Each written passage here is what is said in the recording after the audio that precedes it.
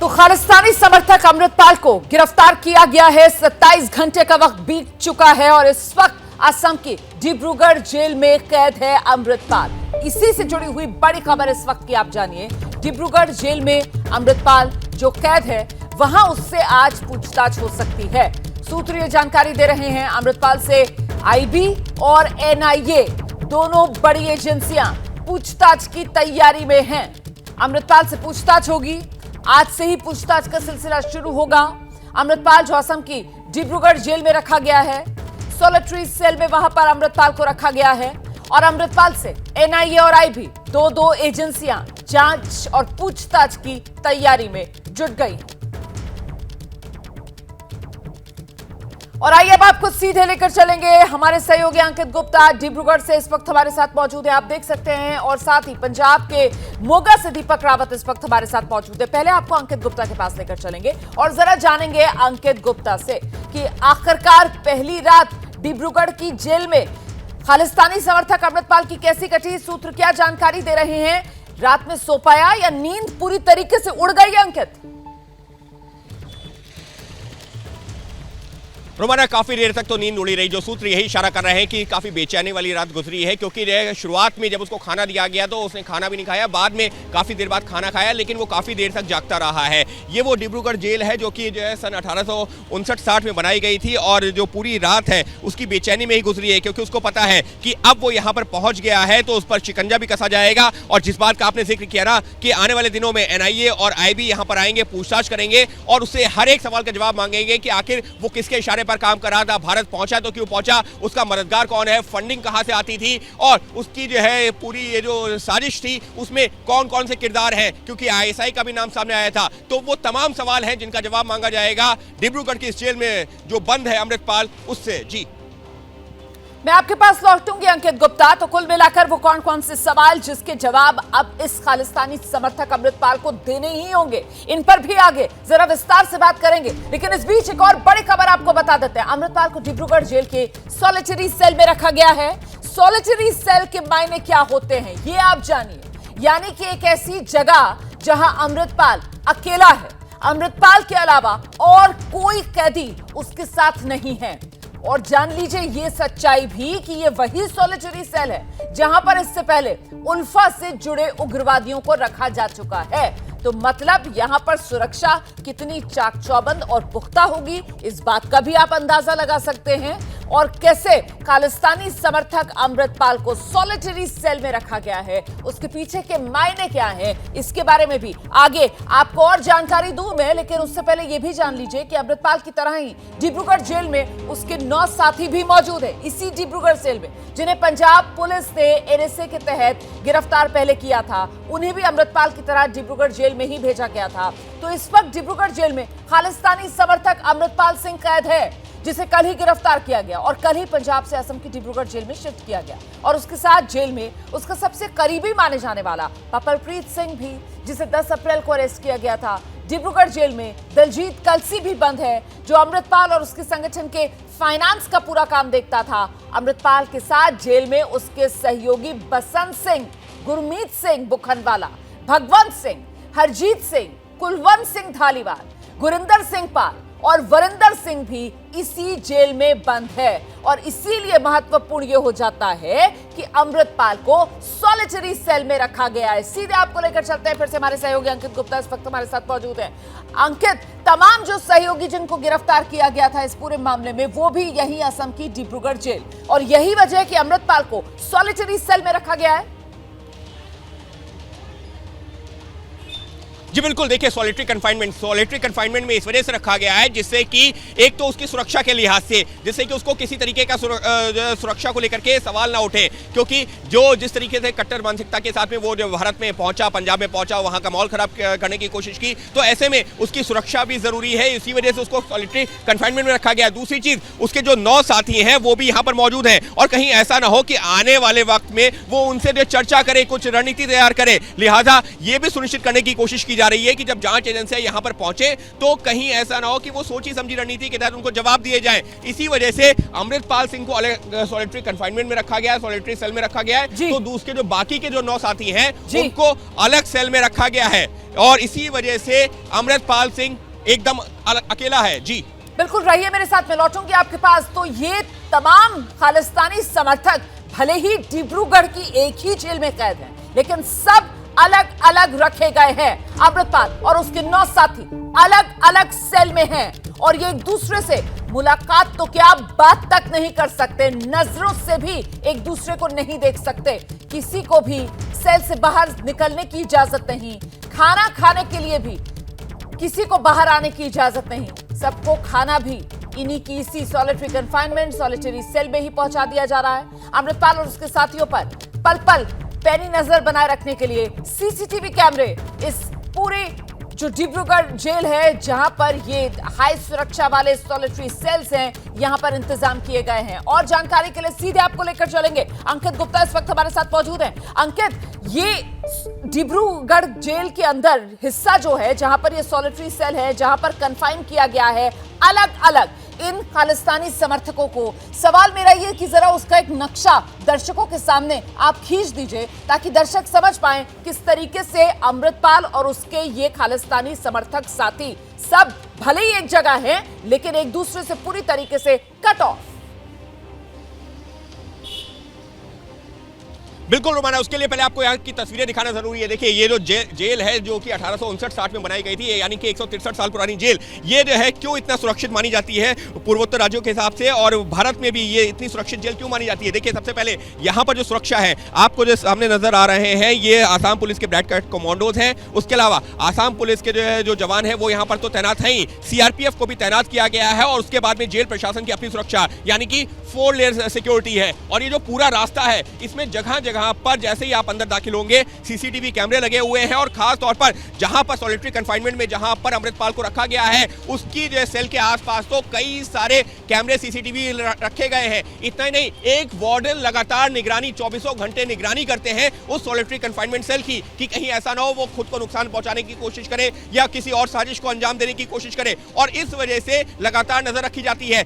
जैसी जानकारी मिली है 3 दर्जन के आसपास कैमरे लगे हुए हैं, सीसीटीवी कैमरे, जिससे लगातार निगरानी रखी जा रही है। और जिस बात का आपने जिक्र किया ना कि ये जो कैदी हैं, जो अमृतपाल समेत ये जो 10 कैदी हैं जो कि पंजाब से पहुंचे हैं, उनको अपने सेल में ही यानी कि उनके सेल में ही खाना दिया जा रहा है, वहां से निकलने की इजाजत भी नहीं है। जी बिल्कुल, रहिए मेरे साथ। इस बीच एक और बड़ी खबर दर्शकों को बता देते हैं, सूत्र ये जानकारी दे रहे हैं अमृतपाल सिंह कल देर रात तक अपने सेल में जागता रहा। जिस बात का जिक्र अभी कुछ देर पहले अंकित गुप्ता भी कर रहे थे कि साहब नींद उड़ गई है, तो सूत्र ये जानकारी दे रहे हैं कि अमृतपाल सिंह कल देर रात तक ये जो सॉलिटरी सेल है जो उसको अकेले बंद किया गया है तो जागता रहा, नींदें उड़ गई हैं उसकी। जेल मैनुअल के हिसाब से उसको सेल के भीतर ही जो जरूरत की चीज है, खाना पीना है, वो पहुंचाया जा रहा है। और अब तो सुबह हो चुकी है, रात आंखों आंखों में अमृतपाल की कटी है। समझ रहा है अमृतपाल कि किस तरीके से अब उसकी कोई चाल चलेगी नहीं और वो पूरी तरीके से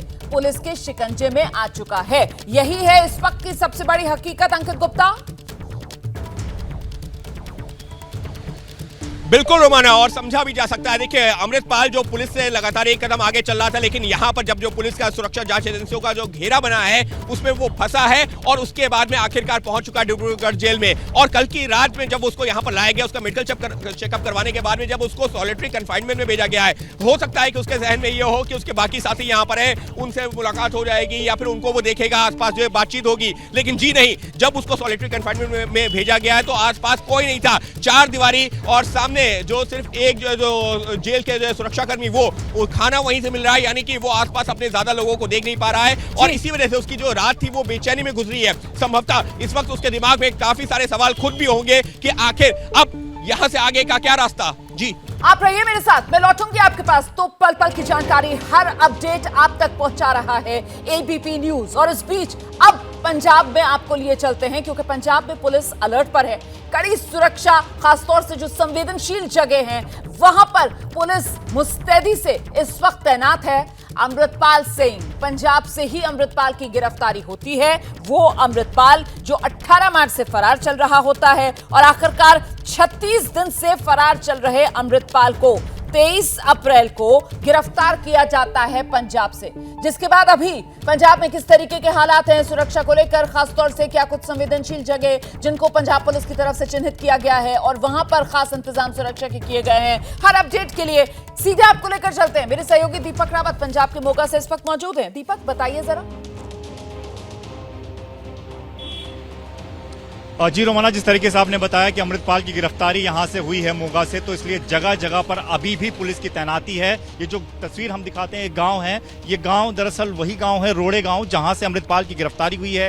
ये गांव का मेन गेट है और इस गेट से करीबन आधे किलोमीटर की दूरी पर गुरुद्वारा है, लेकिन वहां पर पुलिस ने फिलहाल किसी को जाने की इजाजत नहीं दी है। सिविल ड्रेस में कई सारे पुलिसकर्मी वहां पर मौजूद हैं, लेकिन इस गाँव में ही आखिर क्यों वो पहुंचा था और यहाँ से क्यों गिरफ्तारी हुई है, थोड़ा मैं आपको समझा देता हूँ। दरअसल ये जो गाँव है, ये भिंडरे वाले का गाँव है, जिसको खालिस्तानी आतंकी कहा जाता था और जिसके इशारों पर जो ये खुद अमृतपाल कहता है कि मैं उन्हीं की बातों को आगे बढ़ाना चाहता हूं। और आपको बता दें, साल 2022 यानी कि पिछले साल दिसंबर में इसी गांव में, ये भिंडरे वाले के गांव में ही और इसी गुरुद्वारे में जहां से इसकी गिरफ्तारी हुई है, यहीं पर अमृतपाल की दस्तरबंदी हुई थी, यानी कि उनको पगड़ी पहनाई गई थी। तो शुरुआत अमृतपाल की इसी गांव से हुई और वो चाहता था कि अगर सरेंडर हो और गिरफ्तारी हो तो यहीं से हो। तो जिस तरीके का पूरा षड्यंत्र रचा गया वो इसी गांव में रचा गया। हालांकि जब गांव के लोगों से बातचीत करने की कोशिश करते हैं रोमाना, तो वो इस पर ज्यादा कुछ कहते नहीं है। हालांकि बिना कैमरे के अगर उनसे बात करो तो ये जरूर कहते हैं कि अमृतपाल यहाँ पर कई बार आता था और लोगों से मिलता था,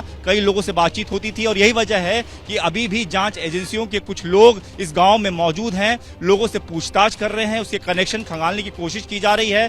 गुरुद्वारे के आसपास भी अभी भी कई सारे पुलिसकर्मी मौजूद हैं। जगह जगह पर, अगर आप इस गांव की तरफ पहुंचते हैं मोगा में, तो जगह जगह पर चेक पोस्ट तैयार की गई है, किसी प्रकार का हंगामा ना हो, इस बात के खास ध्यान रखा जा रहा है। रोमाना, बहुत शुक्रिया आपका। दीपक रावत रहिए मेरे साथ, मैं लौटूंगी आपके पास। तो ग्राउंड से दीपक रावत जो हैं वो पंजाब मोगा, और देखिए जरा वही गांव जहां पर दस्तारबंदी होती है अमृतपाल की, उसी गांव से आखिरकार गिरफ्तारी होती है 36 दिन के बाद अमृतपाल की। और इसी पर और चर्चा करने के लिए हमारे साथ दो खास मेहमान मौजूद हैं, दोनों रक्षा विशेषज्ञ हैं। रिटायर्ड मेजर जनरल के सिन्हा सर आप देख रहे हैं हमारे साथ मौजूद हैं, और साथ ही retired colonel RSN Singh sir हमारे साथ मौजूद हैं। बहुत स्वागत आप दोनों का। जनरल सिन्हा, पहले मैं आपसे समझना चाहती हूं कि अमृतपाल अब जबकि शिकंजे में आ चुका है, आपको क्या लगता है कौन कौन सी अहम जानकारियां जो उससे लेना जरूरी? रोमाना, जय हिंद। देखिए, आपका सवाल है अमृतपाल की गिरफ्तारी के बाद उससे क्या चीज निकलवाना।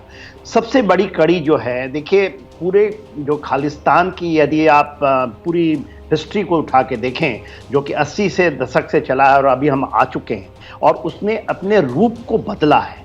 अपने रूप को जब आप बदलते हैं, चाहे हम तो पीछे नहीं जाएंगे, मगर मैं आपको रेफरेंडम 2020 जो सिख फॉर जस्टिस और उसके बाद जो पंजाब वापसी का मामला है, जो पंजाब वापसी का एक नया नैरेटिव है और उसके तहत है, इसमें कड़ियाँ थोड़ी डिफरेंट है और क्या खंगालेगी और क्या चीज़ जानना चाहेंगे ये अमृतपाल से, वो सबसे इम्पॉर्टेंट है कि किस तरह से अभी जो इस थर्ड, मैं जब इसको देखता हूँ डीपली, क्योंकि मैं भी सिख रेजिमेंट में हूँ, मैं वहाँ भी रहा हूँ जब पहला चरण हुआ था, जब आपको पता होगा 80 के दशक में, और हमने उस ऑपरेशंस को देखा है और किया है। तो जब हम देखते हैं, और वहाँ के लोगों का दो अलग परिस्थितियाँ हैं। देखिए, वहाँ की जो डिफीट होती है, खालिस्तान का जो एक नैरेटिव को कोई डिफीट करता है तो पंजाब के खुद लोग करते हैं, उसको मानते नहीं है, मगर ये हर एक बार अपना सर उठाता है। और सर उठाने का कारण एक बहुत बड़ा है, जिससे कोई डायरेक्ट लिंक है इसके पाकिस्तान के साथ में, और वो फैल करके इतनी डायस्पोरा में चला गया है, इतनी जगह चली गई है, जो कि बहुत अमृतपाल से जो पहला बात ये है कि अमृतपाल को यदि देखें, ये 10 क्लास पास है, यदि आप इसको समझते हैं, ये कहीं भी खालिस्तान मूवमेंट से नहीं जुड़ा रहा। ये तो उस परपेचुएटर रहा है जो कि जाता है मिडिल ईस्ट में, सऊदी अरेबिया पहुंच जाता है और एक दूसरे चीज की तलाश में जाता है, पैसे उनको अट्रैक्ट करते हैं, एक बेटर लाइफ होता है। और इसकी जो मैरिज हुई, मैरिज जो यूके में हुई, और यूके में भी उस लिंक से हुई जो उनका लिंक भी उसी तरह की कट्टरता के ऊपर में देखता है जो उनकी भाई सर पकड़ी गई सर है, आप अभी उनको नहीं जाने सर दिया आप जितनी बेहतरीन तरीके से इस पूरे बात को समझा रहे हैं, मुझे लगता है आगे आप बताइएगा दर्शकों को कि कैसे इस अमृतपाल को एक तरीके से जो आतंकी संगठन है उन्होंने ग्रूम किया एंटी इंडिया एक्टिविटीज के लिए, पूरा तैयार जो किया गया ये। लेकिन इस बीच जल्दी से कर्नल आरएसएन सिंह का हम रुख कर लेते हैं और उनसे जरा समझते हैं कि एंटी इंडिया टूल किट जो है उसी को डीकोड करना, यही होगी प्रायोरिटी जांच एजेंसियों की। बिल्कुल बिल्कुल। बाकी तो चीज़ें एक्सटर्नल लिंक्स तो सबको मालूम है, ये सबको मालूम है कि पाकिस्तान द्वारा प्रायोजित है और ये कुछ कनाडा की सरकार और कुछ तत्व अमेरिका में वो भी इसमें शामिल हैं। लेकिन सबसे बड़ी जानकारी जो हमारे ये जो इंट्रोगेटर्स हैं उनको हासिल करनी होगी कि आखिर इसके भारत के अंदर में लिंक्स क्या हैं, कौन सी वो पॉलिटिकल फोर्सेस हैं जो कि इसके साथ हैं। और मैं आपको बता दूं ये केवल पॉलिटिकल फोर्सेस ही नहीं है जी। अब तो देखिए सोशल मीडिया है, तो सोशल मीडिया में कई तरह के ग्रुप्स हैं। तो एक ग्रुप्स हमारे भी महकमे के लोग हैं जिसमें, तो वो सबसे डिस्टर्बिंग कारण है। और मैं बड़े बहुत महत्वपूर्ण बात सर, और बड़ी बेबाकी के साथ और जिम्मेदारी के साथ आपने जिस तरीके से यहाँ पर अपना व्यू पॉइंट रखा है कि साहब ये एंटी इंडिया एलिमेंट्स और वो पॉलिटिकल फोर्सेस जो अभी तक मदद करती रही हैं अमृतपाल को, उन्हीं की तह तक पहुंचना जांच एजेंसियों के सामने सबसे बड़ी चुनौती होगा। इससे पूछताछ में बहुत शुक्रिया आप सभी का हमारे साथ बने रहने के लिए।